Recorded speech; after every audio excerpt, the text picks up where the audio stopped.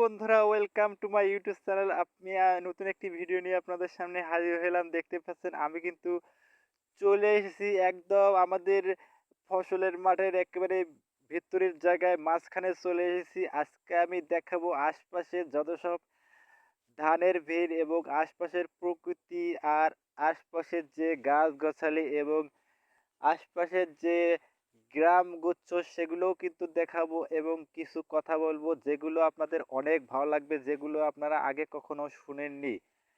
চলেন তাহলে ভিডিওটি শুরু করি।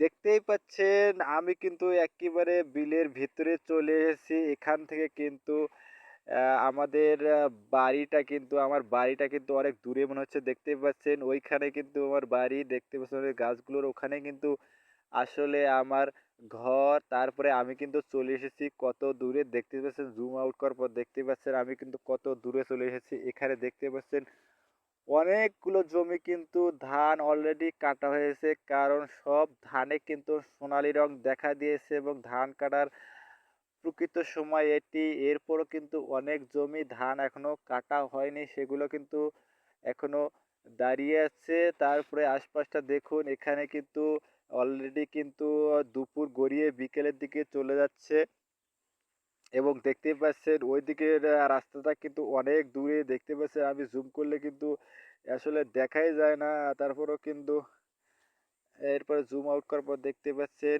আশপাশে গ্রামগুচ্ছ। ওই পাশে দেখতে পাচ্ছেন আরেকটি গ্রাম, সেখানটা কিন্তু অনেক দূরে মনে হচ্ছে। কাছে আসলে কিন্তু বেশ ভালো একটা বোঝা যায় না। দেখতে পাচ্ছেন ওখানে কিন্তু একটি গাছ রয়েছে, সুন্দর দৃশ্য। আমি চেয়েছিলাম যে ওখানে একদিন যাব।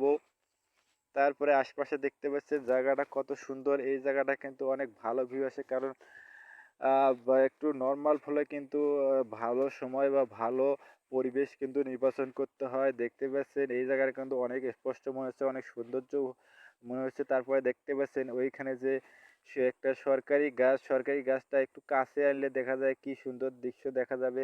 দেখতেই পাচ্ছেন কত সুন্দর আসলে।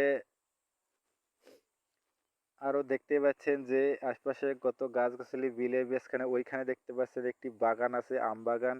ওখানে কিন্তু অনেক রকমের আম কিন্তু পাওয়া যায়, ফজলি আম থেকে শুরু করে কাঁচা মিঠা এবং বড় বড় আম, যাই হোক সব কিছু পাওয়া যায়। তারপরে আমি সামনের দিকে যদি একটু হাঁটি, দেখতেই পাচ্ছেন আহ,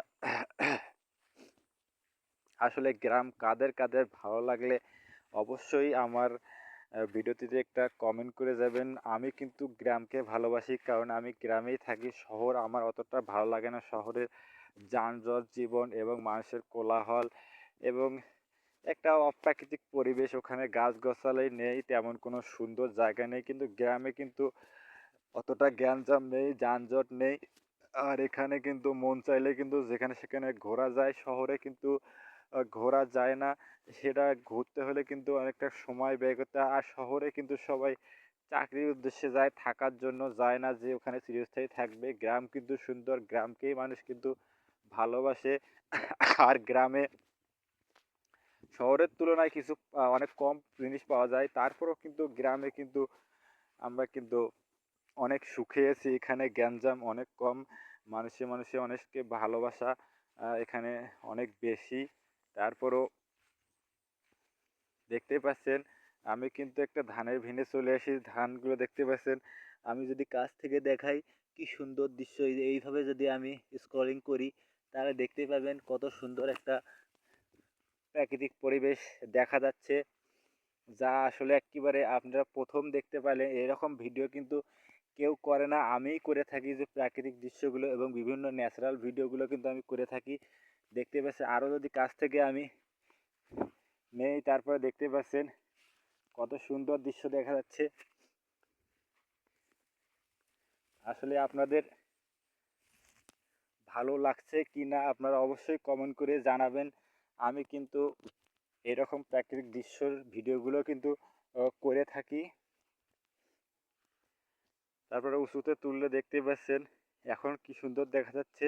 আমি কিন্তু কাছে চলে আসছি, দেখতেই পাচ্ছেন কত সুন্দর দৃশ্য। আসলে আমার অনেক ভালো লাগে এসব প্রাকৃতিক পরিবেশে ঘুরে বেড়াতে। আপনাদের কেমন লাগে অবশ্যই কমেন্ট করে জানাবেন। আপনি যদি নতুন দেখে থাকেন চ্যানেলটিকে অবশ্যই সাবস্ক্রাইব করে দিবেন। ধন্যবাদ সবাইকে। আসসালামু আলাইকুম।